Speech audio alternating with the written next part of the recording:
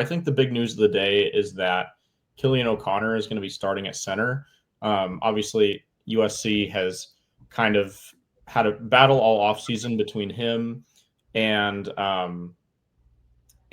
John Ray Reed, who's a transfer. So that we finally have some clarity on that. It's going to be Killian O'Connor. Thought this was a pretty cool quote from him here because he obviously came into USC as a walk-on, and so he says in response to if he ever envisioned this day, he didn't come to be a bag holder. So, very confident, obviously, very kind of quote with a lot of swagger there, I suppose. But no, I mean, I'm happy for him. He's a guy who they've developed for multiple years. He obviously came in as a walk-on and is now getting a chance to start in a Division I game at USC at a school that has so much history. So big congrats to him, obviously. But another interesting note that I've seen about this whole story is that, despite them finally naming a starting center, they're planning to play both Killian O'Connor and John Ray Reed. And I would imagine that's going to extend through at least the first 3 games as they kind of try to figure out who the starting center is, more definitively going forward for some of these more important conference games. So kind of interesting. Center is a very key position. Offensive line, you don't tend to see a lot of this, platooning where, unless there's injuries, you don't tend to see multiple guys kind of battling it out within the first few games. So interesting to see there. I did see that Lincoln Riley said that Killian O'Connor has been more consistent, and obviously consistency is huge. So them picking him because of his consistency seems like a wise choice. But something to continue to monitor and a really interesting storyline for USC fans to watch in these first couple games. As we assume and hope that USC is going to be up big, you kind of want to be watching some of these, more nuanced position battles. So Killian O'Connor and John Ray Reed is definitely one to watch here in these first couple weeks. I think the question every USC football fan has, and it's the question I'm going to ask of you because we want to address it here at the Voice of College Football. How do you think the rotation between O'Connor and Reed should be handled? And let's be clear. We're not saying, yes, they should be juggling, rotating at center, or no, they shouldn't. We're just addressing the point of, given that the coaches have decided, at least at this point, to have a rotation, how should that rotation go? To me, Ethan, and obviously I'm going to let you offer your answer, you don't want to kind of yank this thing back and forth violently. You don't want to do it drive by drive, I would think. I would say you give Killian O'Connor the first half. And then at halftime, you see where you are. And I think it would probably make sense to have Reed come in at the start of the second half. Now, of course, if the game's a little closer than you are expecting, maybe that adjusts the plan. But I would say going in, you let Jaden Mayava, you let all these guys run with Killian O'Connor for a full half, and then at halftime you can coach up Reed and you have him start the third quarter, and then maybe in the fourth quarter you see where you are, can kind of go from there. And if USC does put this game to bed relatively early, as it should, Trojans are favored by 35.5 points, in case you're interested, and we will do Big Ten picks later in the show. Then you basically get O'Connor for one half and Reed for one half, which, if you're rotating players and if you want to be sure, who's number one, that would seem to be really in this first cupcake game how you should do it. What's the point of having a rotation? Again, I'm not judging the rotation. I'm not saying this is great. I'm not saying this is horrible. Just if you're going to bother to say that you're having a rotation, and if that is your plan, then it seems to me you give the one, the first half, the two, the second half, so that you get 30 minutes of film on each guy. All right, Ethan, your take. How do you think Lincoln Riley and Zach Hansen should handle this rotation at center? I agree that drive by drive is a bad idea. I think though I might push back just a little on the one half versus one half model, because I think that the quarterback that each center is working with matters. And I think that I would like to see both of them, because assumedly, if this game goes as everyone assumes it's going to go, um, we're not going to see Jaden Mayava play all 4 quarters. We're hopefully going to have Husan Longstreet or Sam Hewitt or whoever in there in the fourth quarter. So, presumably Husan Longstreet, unless they decide to get creative with the red shirt like we talked about a couple weeks ago. But I think because of that, I would want to see both centers work with both quarterbacks. And so in my mind, the thing that makes the most sense is you have Killian O'Connor play the first quarter, you have Jean-Ray Reed play the second quarter, and then you have Killian O'Connor back for the third quarter, and then you have Jean-Ray Reed back for the fourth quarter. Just because I think that gives them both the opportunity to work with Mayava in game. It gives them both the opportunity to work with the younger quarterback in Husan Longstreet in game. And it just gives you, kind of that diversity of film, how they work with different quarterbacks. Chemistry obviously matters, and that's something that you need to evaluate when it comes to, these more important Big Ten games. And so I just think that makes the most sense to me. I'd like to see them switch out and both get to work with both quarterbacks. But that also does it in a way where you're not like, Killian O'Connor, finally is getting in a groove. He's had one drive to get his feet wet, and then we're yanking him out for Jean-Ray Reed or, mid-drive or anything else crazy like that. So I think if you're going to split it 50-50 and you want to make it as fair as possible, that makes the most sense. I think that's a thing that people complain about in the NFL preseason a lot is like, how are you, evaluating some of these backup players when they're, playing with and against other backup players. It's something that I've been kind of monitoring with the Browns quarterback situation with Dylan Gabriel and Shedeur Sanders. Like a lot of people are saying that, you can't really judge Shedeur Sanders as much because he's playing with, the third and fourth string linemen, whereas Dylan Gabriel gets to play with the backup linemen. And so that I think that kind of calculus does matter.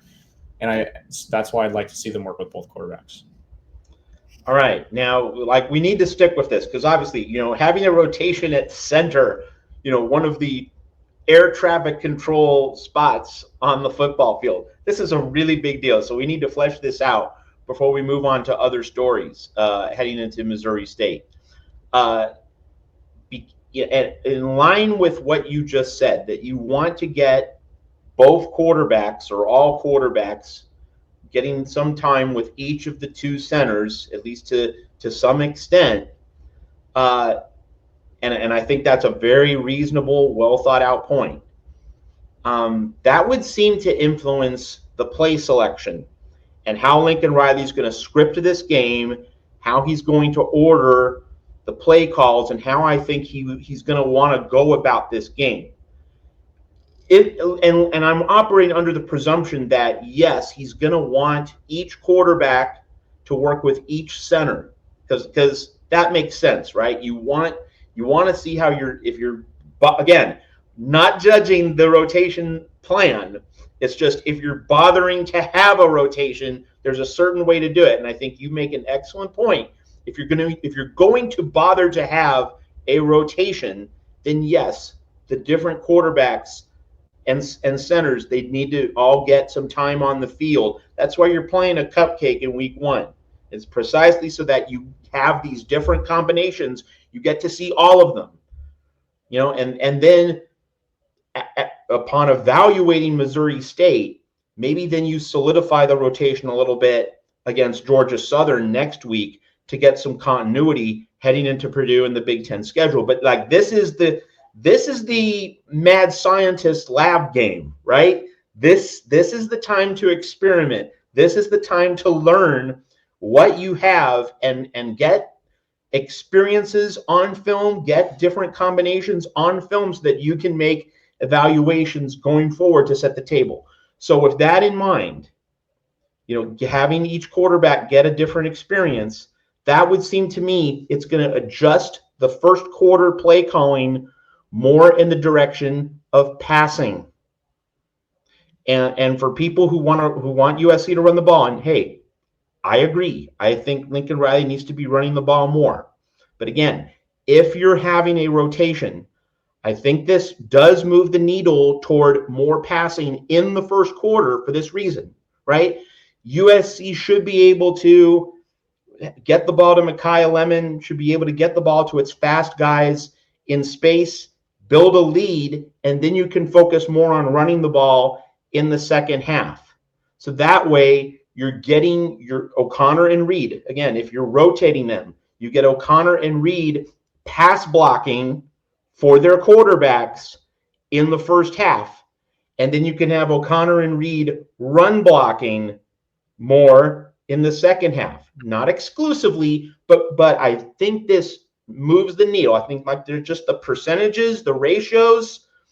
It suggests, it doesn't guarantee it, but it suggests to me, all right, if we're rotating centers, we need to see them in pass blocking situations.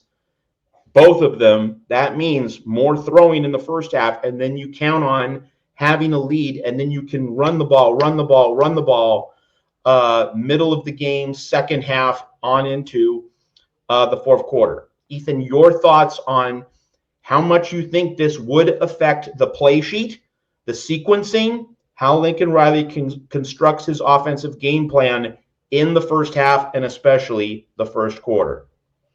I think you're right on there. I do think that this will play into, because I think you're right. I think you want to see Killian O'Connor and John Ray Reed, in both run and pass block protections. You want to see them, like you said, you essentially want to hopefully get, 30 minutes of film on each of them, or maybe it's 40-20 or however Lincoln Riley wants to do it. But you want to get film on both of them, doing both of the, both of the protections, or not just, because there's several different pass protections and run protections in the offense, obviously, but, the two main categories of run and pass. So, and because, that will determine what, that's going to play a big role in which center you end up picking is, which one is the more well-rounded one, which one can function the best in run and in pass. I do think though that, taking a step back a little bit, there are a lot of different positions that I think USC is going to be evaluating in this game. We'll talk a little bit later about wide receiver. The running back position is obviously another position that they're going to be taking a long look at because, Lincoln Riley keeps championing this deep running back room and, all three of them being great. Well, you have to kind of figure out who's going to be your number one guy still, who you're going to rely on in the clutch. So they're probably going to be looking at that. So I just think that there are a lot more elements at play than just the center. I don't think that it's not like USC has every other position so locked down that they're going to exclusively play call based on how, on getting film on both of these centers. So I think that because of the center situation, you're going to see more pass plays than you initially were going to, but I don't think they're going to abandon the run entirely. I do think, and I think it's going to be a little bit based on how the beginning of the game goes. Which is obvious, but I think that, regardless, you want to get up big early so you can, decide all of this talent evaluation and more like, a baseball spring training game and not like we actually need to win this football game. So put the football game away as soon as you possibly can. Call it like, it's a Big Ten game, a Big Ten conference game in the beginning. Try to just build that lead up and then, figure out. But, other than, you want to keep some of the playbook in under wraps. Obviously, you don't want to show it all and not to the point where you're injuring anybody or putting anybody at risk. But, call it like you're taking the opponent seriously as if they were a Big Ten opponent, put the game away, and then worry a bit more about evaluating talent, I think. All right. Any other thoughts on this? I think one other thing to consider briefly is maybe Jaden Mayava running option plays. To me, that might get shelved in this first game in favor of a more vanilla playbook. Like, I think maybe this simplifies what USC tries to do and how it tries to do it, because if you're rotating guys in, you don't want to overload in terms of the complexity of the playbook. You want to make things simpler, very structured. Like you don't want to go deep into the grab bag. And of course, there's the added point. You don't want Illinois, Michigan State to see anything. So again, and people might be annoyed that I keep repeating this, but I just want to be very clear. I'm not judging or evaluating whether Lincoln Riley should be doing a rotation. I'm only saying if you're going to do a rotation, there is a way to do it. So to me, a rotation of centers means you're not going to use your most elaborate plays. Like that just makes common sense. Like you start with basics. You're trying to build Jaden Mayava's confidence. You're trying to make sure Jaden Mayava has his football IQ in order, that he's going to make better decisions with the ball than he did in the small amount of work he had last season. So it would seem to me, Ethan, that this is going to simplify the playbook. We're not going to see option plays right off the bat. If we do see them in this game, maybe it would be an option play on like a 3rd and 1, short yardage, but like nothing overly fancy, like a play that designed to get 2 yards on 3rd and 1, but not trying to, spring game breakers with option plays, particularly complicated plays. Your thoughts on that particular line of analysis? Yeah, I mean, I think that's fair. I think that we talked about this a couple weeks ago, but when it comes down to it, this is not the kind of game, when you're playing teams like Illinois, when you're playing teams like Michigan, you want to have something in your bag in the fourth quarter that, the other team hasn't seen before, especially, when if you're struggling offensively, if some of these Big Ten defenses are a lot, stronger, and we can count on them to be a lot more just solid than, in the Pac-12 in years past. So I think you should be ready for a lot of defensive battles, a lot of slugfests, and especially with this offense, I think not having as clear of stars. I mean, there's a lot of guys who I think are going to be great football players this year, but it's not like years past where you had Caleb Williams and Jordan Addison. So I think the onus falls a little bit more on Lincoln Riley and his play calling. So I think that his play calling strategy and, keeping some of his cards close to his chest matters a lot more than in previous years, because, if you ran some of USC's more complicated plays against Rice in 2022, it wasn't going to matter against, the teams that they played in the future, like Notre Dame, because they were going to, put up a crooked number on them anyway. Like there was just no stopping those guys that year. So, I'd agree. I think, keeping it close to the chest, just not trying to do too much, just trying to play really solid fundamental football. And it's good too for getting the players' feet wet in the right way, like letting them go out there, make simple plays, win a football game, gain confidence in themselves before you try anything too complicated. I think that's the way to go for